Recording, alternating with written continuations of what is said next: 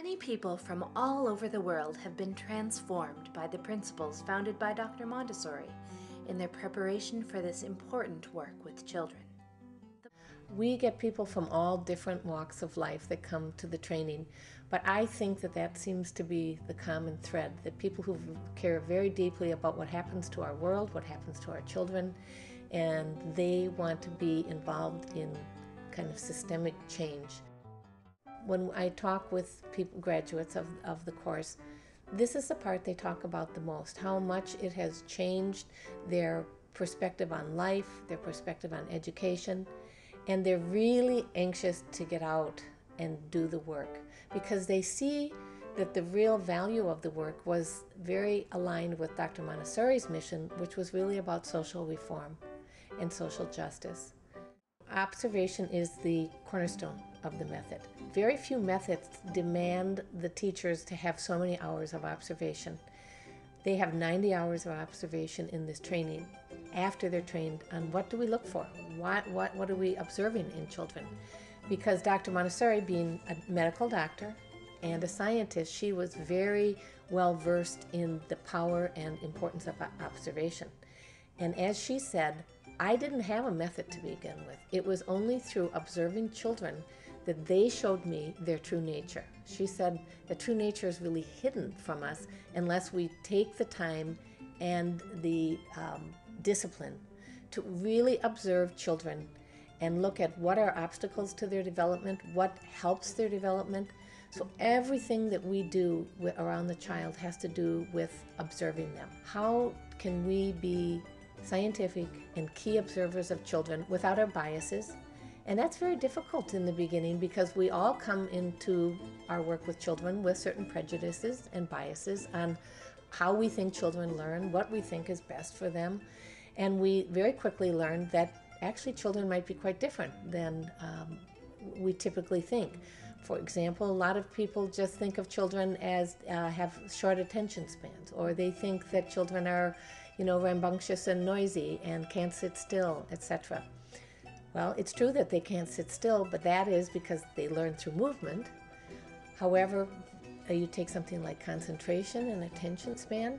Dr. Montessori was amazed at even young babies how attentive and how well they concentrate on things that are interesting. The Montessori materials really are what we try to connect the child to in the environment, because it's through the child's exploration and manipulation of these very scientifically prepared three-dimensional materials that they can teach themselves about the world. So those materials allow the child to have a repetitive experience with different concepts and therefore learn about them.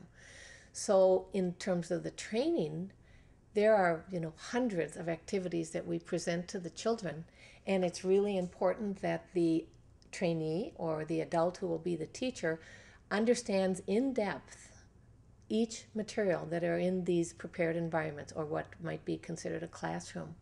So these materials are the keys for learning, and for the adult to understand them, they need lots and lots of practice. A big part of the method is a hands-on experience for the adults as well.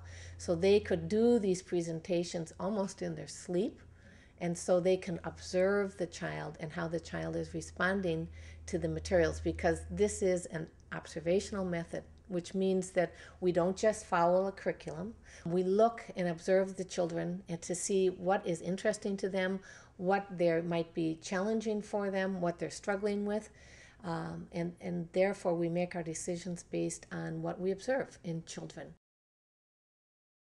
Material making is important because many of the materials in these environments are handmade materials, and there's a very important reason for that. Aesthetics is extremely important in the Montessori method. So if the trainees make a packet of language materials and they put it into a packet that has a very interesting looking button and beautiful fabric, and it sits on the shelf, a child will look at that and want to open it up. So we use aesthetics and the different kinds of materials that we offer to the children to inspire them to use the materials. And so it's really important for the trainees to learn how to use their own hands in making these materials. And we find that when the adults invest their time and their energy and actually their love into these materials, it helps the children to really make a connection to them as well. Hi, this is the Material Room. What I really love about the Material Room, this is a place where everybody gets together and just spontaneously starts to help each other, whether it's cutting out pictures that have just come out of the laminator, or someone who's never sewed before needs some help. People just jump in and help offer what they know how to do, and we get things done, and usually it's at the deadline. The album making is a unique aspect of the Montessori method. We don't have a set curriculum that you can buy at a bookstore. We don't use textbooks with the trainees. They essentially make their own textbooks. All the trainees make 5 different albums, and these albums are really their key resource books, if you will, or manuals on how to implement the method. And these albums need to be done individually by each student, because it is actually in the process and making of the albums that they come to have a deep understanding of each material in that environment, what it looks like, how we lay it out on the table or on the floor, how to present it to the child. And so the students will watch a presentation being given by one of the staff, and then they will take some notes on it, and then they practice with it.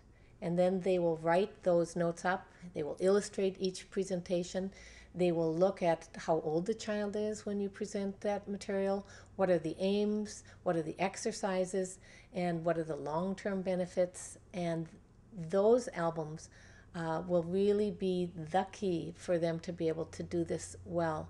We feel that it's very important that they are handmade, that they are made by each individual, because that is where the growth comes, that is where the understanding comes. And we have found that although there are a lot of work to do, that at the end, when the students leave with these albums, they are extremely proud of the investment that they have made in these albums. We find that the trainees have just a tremendously positive experience in their student teaching. This gives the trainees the opportunity to actually take what they've been studying for months and work with children. And it's when they have the opportunity to actually work with children that the method really comes to life for the trainees. Because a lot leading up to that is, the theory, how to make the materials, how to present the materials. And then suddenly there they are with a 3-year-old or a 4-year-old, and they see the value of these materials by the expression on the children's face and the joy that it gives the children and how they repeat and concentrate and learn from it. And it also gives them an opportunity to make mistakes and be okay with it, and for them to understand the process of development. It also gives them the opportunity to work with a seasoned teacher, because it is really a very experienced teacher that can help guide them through some of the challenges they might face when first working with children. And so we feel that that is the crowning event of the training, to actually be there with the children. The main idea that has continued to jump out at me throughout the training is that Montessori makes sense. Each activity that we do with a child is logical and has a distinct purpose.